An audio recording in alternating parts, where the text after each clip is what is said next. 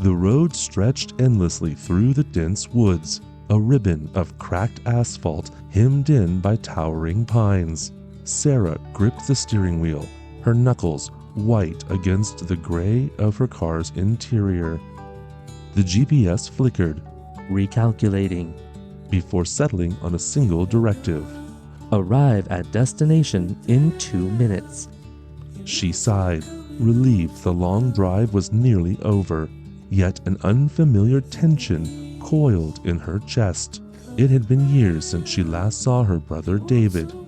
Their childhood closeness had eroded, replaced by sporadic texts and obligatory holiday calls. The invitation to reconnect at his home had come unexpectedly, a lifeline extended across the widening gulf of their relationship. She'd accepted immediately, eager for a second chance to rebuild the bond they once shared. The Victorian house loomed ahead, a dark silhouette against the setting sun. Its gabled roof and weathered facade gave it an air of solemn grandeur. Sarah parked in the gravel driveway, her car's tires crunching loudly in the stillness. David greeted her at the door, his smile warm, but his eyes shadowed with something she couldn't quite place. He looked older, worn, as though the years had taken more from him than they had given. His wife, Margaret, stood just behind him, her posture stiff, her expression cool and unreadable. Eli peeked out from behind her, his small hands clutching the hem of her dress.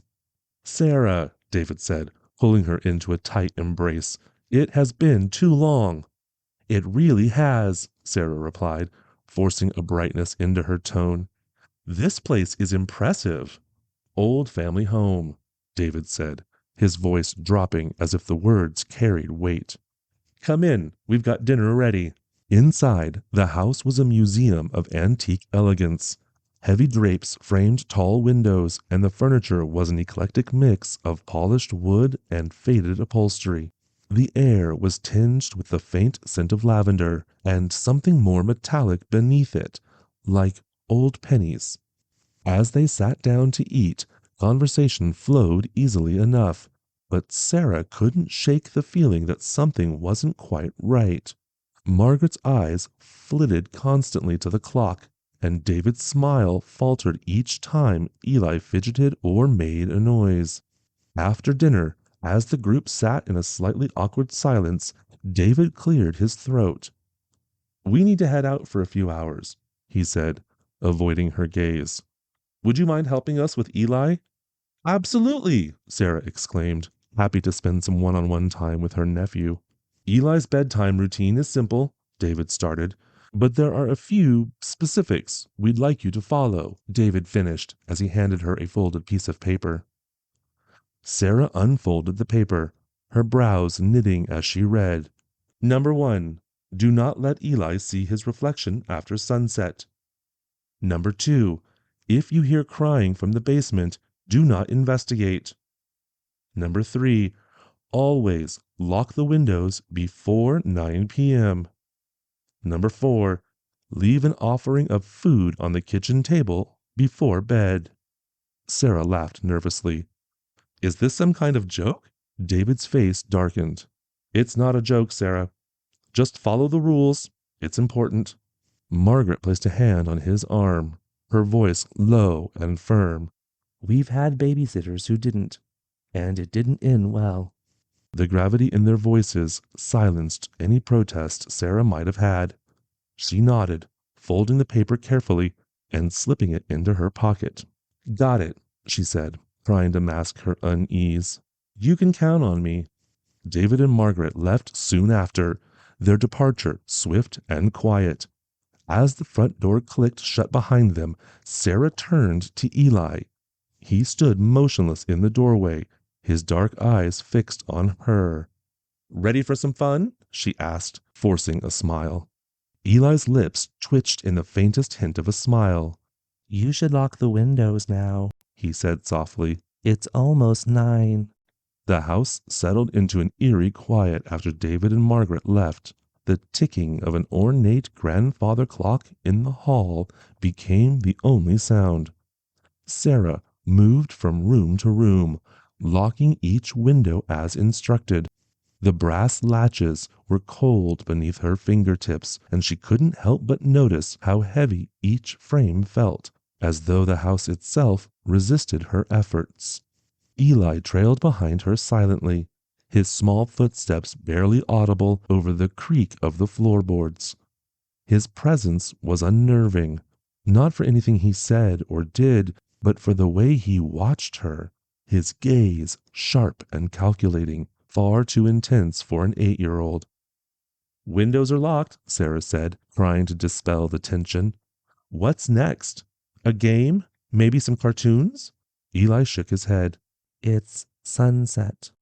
"Okay, and?"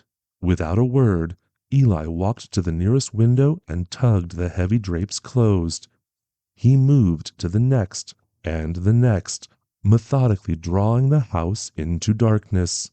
The dim glow of the setting sun filtered through the fabric, casting long, distorted shadows across the room.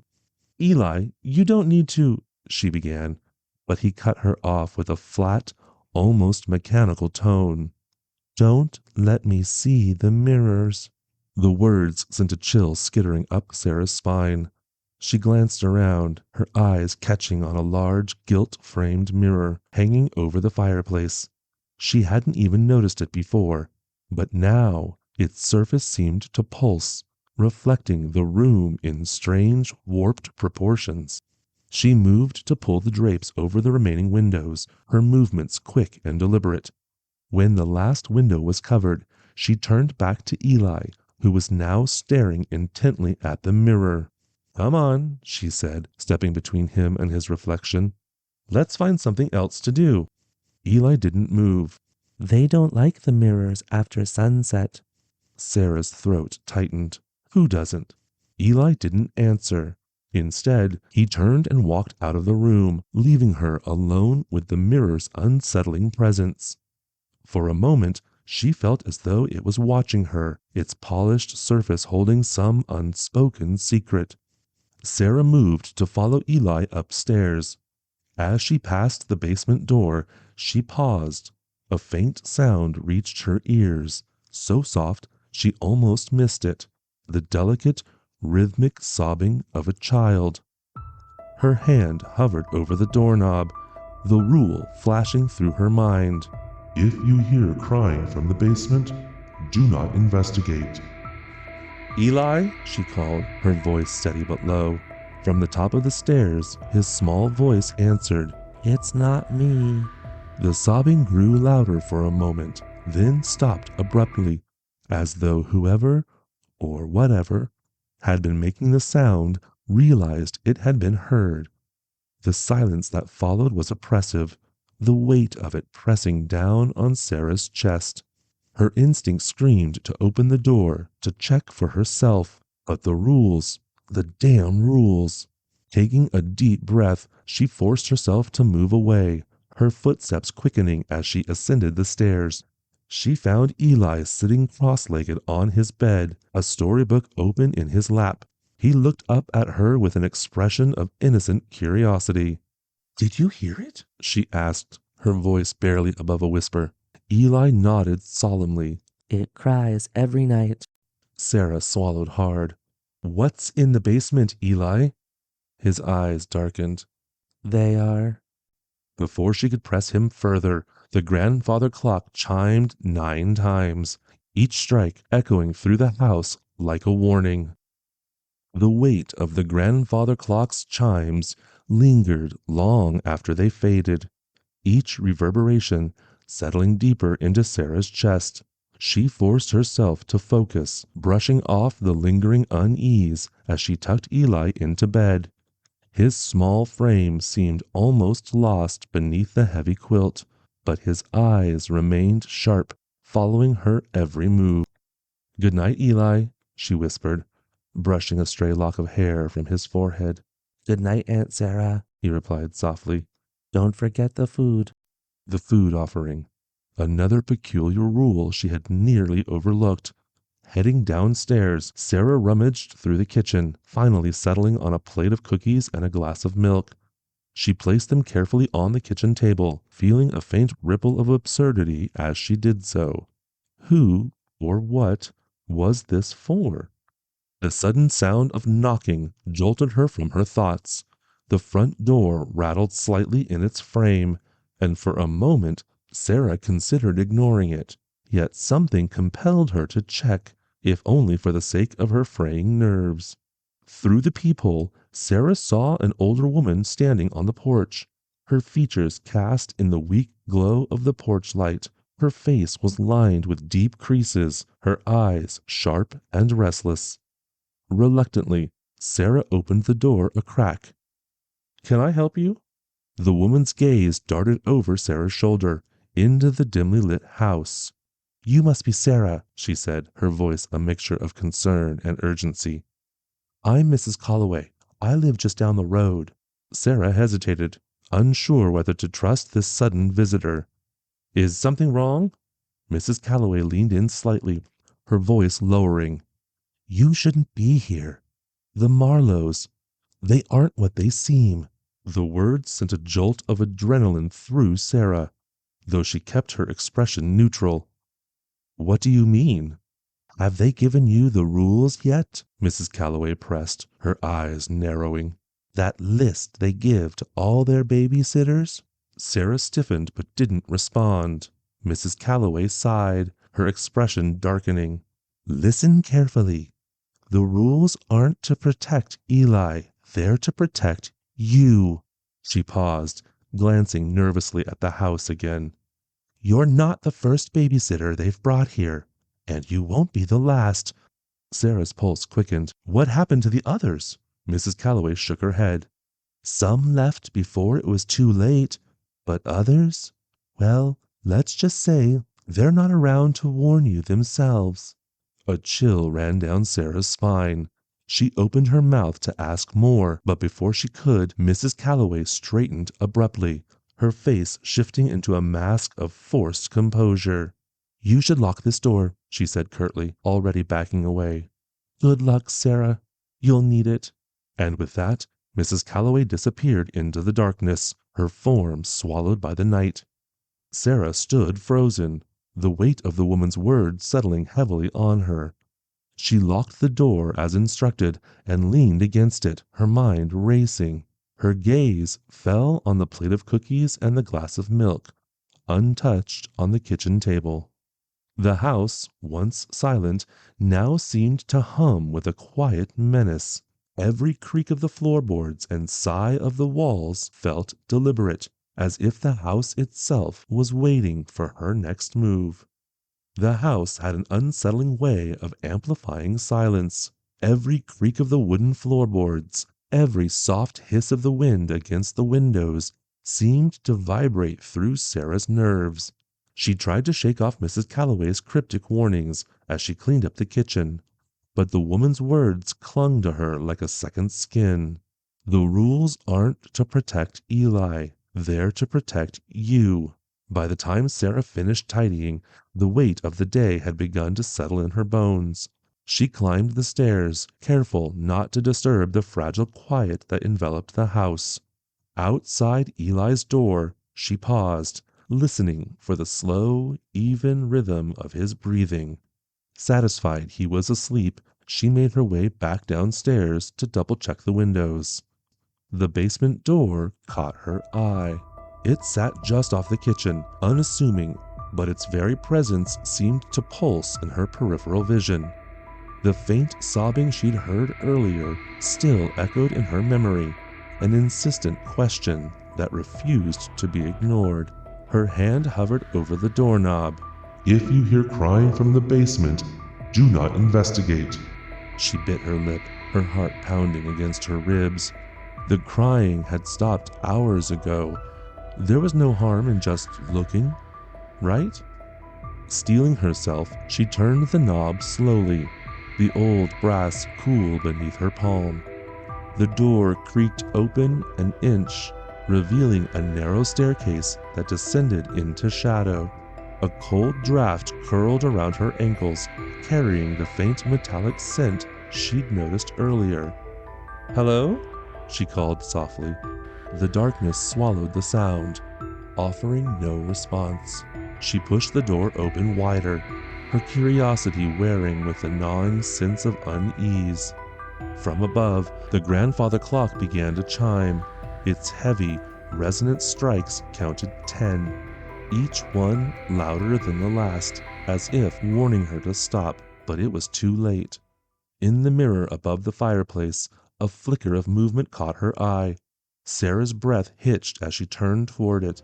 The dim light from the kitchen cast her reflection in muted tones, except it wasn't her reflection.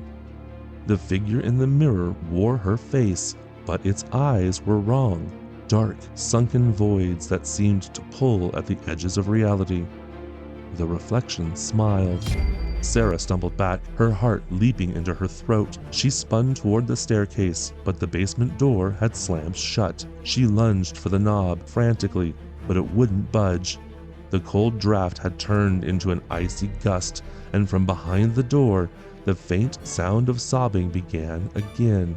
Panicked, she turned back to the mirror, but the figure was gone. Only her pale, frightened face stared back at her now, her chest rising and falling in rapid, shallow breaths. A soft voice broke the silence. "You shouldn't have done that." Sarah whirled around to see Eli standing at the top of the stairs, his small frame half hidden in the shadows. His eyes, usually so dark and distant, now gleamed with an unsettling clarity. What's happening?" she stammered. Eli stepped forward, his bare feet silent on the floor. "They're awake now," he said simply, his tone devoid of fear. "And they'll come for you." The basement door rattled violently, the sobbing behind it growing louder, more desperate. Sarah backed away, her pulse a frantic drumbeat in her ears. "Eli, what's in the basement?" she demanded. He tilted his head, his expression unreadable. "They don't like it when people break the rules." The house seemed to tighten around Sarah, every wall and corner pressing inward as if the structure itself resented her presence. The rattling basement door echoed through the stillness, each jolt sending vibrations underfoot. Eli stood at the top of the stairs, watching her with an unnerving calm. "Eli," Sarah said, her voice trembling, "what do they want?" "They want you to listen," Eli replied, his voice eerily detached. "And now they want you." A chill crawled up her spine. "Why? Why me?" Eli's gaze darkened. "Because Dad said you'd come." The weight of his words hit her like a punch to the gut. David, her own brother, had invited her here. He had insisted on reconnecting despite years of strained communication. The truth unfurled in her mind, sickening and inescapable. David had brought her here as a sacrifice. The basement door rattled again, harder this time, the sobbing behind it rising into a mournful wail. Sarah's breath came in shallow gasps as she backed away, her hands trembling. "Eli, please," she begged, "tell me how to stop this." The boy's expression softened just for a moment, and he pointed toward the kitchen. "The food offering, it's supposed to keep them calm, but you opened the door. Now they're angry."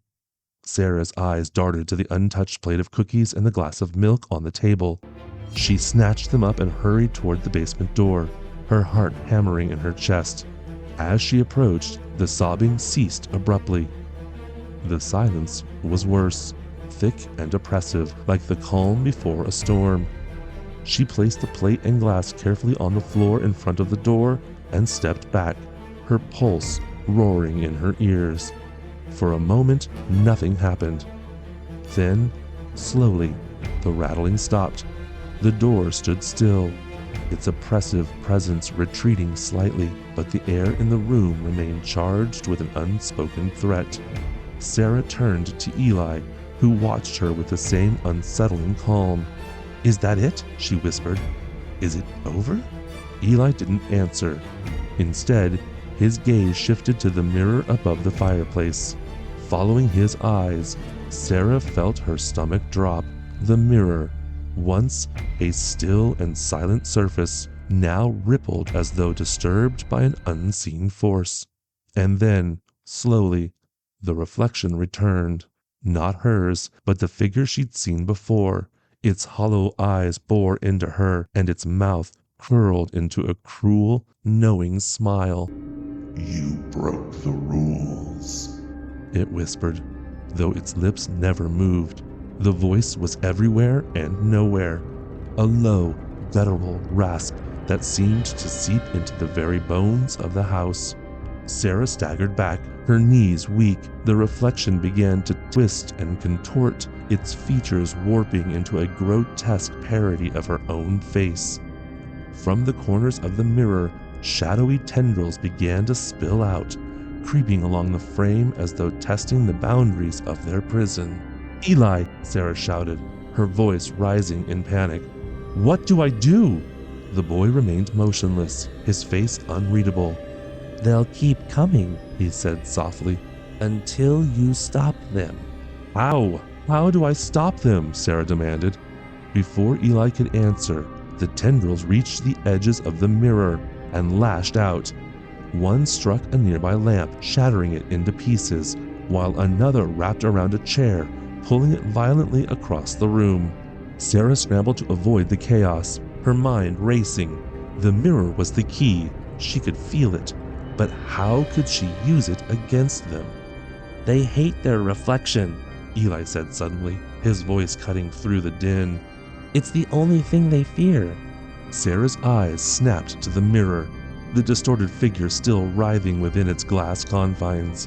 She grabbed a nearby blanket and threw it over the mirror, muffling its influence. The tendrils retracted slightly, their reach momentarily weakened. She turned to Eli, determination hardening her features. "I need your help." The house groaned under the weight of the entity's fury. Every surface pulsed as though alive, the walls themselves protesting against the confrontation. Sarah and Eli wrestled the mirror into place, angling it toward the basement door. The reflection trembled, a dark ripple spreading across its surface like ink dissolving in water. The sobbing behind the basement door had grown louder, more desperate, accompanied by the ominous rattling of the door on its hinges. Sarah's heart pounded, every instinct screaming at her to run, but she held her ground. Then, from behind her, a voice cut through the chaos. "Sarah! Sarah!" She turned to see Margaret standing in the doorway, her face pale but composed, her hands clasped tightly in front of her. She stepped into the room slowly, her gaze flickering between the mirror and Sarah. "You don't understand what you're doing," Margaret said softly, her voice heavy with exhaustion. "This isn't just about you." Sarah's grip on the mirror tightened. "You've been lying to me since I got here. I think I understand perfectly. You brought me here to die." Margaret's lips trembled, her mask of control faltering for the first time. "It was never supposed to be you," she said, her voice breaking. "We've done everything we could to protect Eli, but this is the only way." "The only way?" Sarah spat. "You've been sacrificing people for years to keep that thing satisfied." Margaret shook her head, her eyes glistening with unshed tears. "You don't know what it's like to watch your child be bound to something so monstrous. We didn't have a choice." David appeared in the doorway, his expression haunted. He looked at Margaret, then at Sarah. "We were trying to protect him, to protect all of us." Sarah's anger flared. "And now you're ready to let me die for your mistakes?" David's face crumpled with guilt. But before he could respond, Eli spoke up, his voice small but firm. "It's not her." The room fell silent. All eyes turned to Eli. "It should be you, Dad," Eli said, his gaze steady. "You told me you'd always protect me." David's shoulders sagged under the weight of his son's words. He knelt down, pulling Eli into a tight embrace. "I'm so sorry," he whispered, "for everything. I love you more than anything, and I will always be with you." Margaret's composure finally shattered. "David, no!" she cried, rushing toward him. She clutched his arm, her sobs breaking through the tension. "There has to be another way. There has to be. Please, don't leave us." David gently pulled her hands away, his face resolute. "It has to end with me, Margaret. This is the only way to break the cycle." Margaret collapsed to the floor, her cries raw and unrelenting. Sarah watched in stunned silence as David rose, his eyes meeting hers one last time. "Take care of Eli," he said. "He needs you now." Before Sarah could respond, David stepped toward the mirror. The reflection rippled violently as the entity's form surged forward, its tendrils reaching out to claim him. David placed his hand on the mirror, and the tendrils coiled around him like snakes. "Goodbye, Eli," he whispered, his voice filled with both sorrow and peace. The mirror's surface rippled once more, and in an instant, David was gone. The tendrils retracted, and the oppressive energy in the room began to dissipate. The sobbing from the basement ceased, replaced by a profound, echoing silence. Margaret's tear-streaked face lifted, her expression hollow. She looked to the empty space where David had stood just moments ago, her voice breaking. "He was everything. I don't know how to do this without him." Sarah knelt beside her, her tone firm yet understanding. "David gave his life so Eli could be free. That has to mean something. You can't let his sacrifice be for nothing." Margaret's gaze shifted to Eli, who stood quietly by the now dormant mirror. His small hands trembled, and his face bore the weight of too much loss for someone so young. He met his mother's eyes, his voice barely audible. "Dad told me to be strong." Margaret choked back a sob, her hands trembling. "He's always believed in you," she whispered. Sarah rose to her feet, her resolve hardening. She walked over to Eli and placed a hand gently on his shoulder. "Eli," she said softly, "your dad made sure you'd have a chance at life, free from all of this. It's up to us now." Eli looked up at Sarah, his eyes filled with a mix of sorrow and quiet determination. "What do we do now?" he asked, his voice small. "We move forward, together," Sarah said. She turned to Margaret, her tone firm, but offering an olive branch. "You're his mother, Margaret. Eli needs you, but if you want to stay in this house and drown in grief, I'll take him and make sure he gets the life David wanted for him." Margaret's face crumpled, but after a long pause, she nodded. "No, I'll come with you," her voice barely above a whisper. "We'll leave this place together." "Good," Sarah nodded, feeling the weight of the moment settle into place. The three of them left the Marlowe house as the first light of dawn crept over the horizon. The once oppressive house now stood silent and still, its secrets buried within its walls. They didn't speak as they drove away, leaving the darkness behind. For the first time in years, the future stretched before them, not free of pain, but free of the entity's control. Eli sat in the back seat, clutching a small photo of David. As they crossed the town's border, he whispered to himself, "Goodbye, Dad." Sarah glanced at him in the rearview mirror, her grip on the wheel steady. She didn't know what lay ahead, but she knew one thing for certain. They would face it together, and they would honor David's sacrifice by living. And for now, that was enough.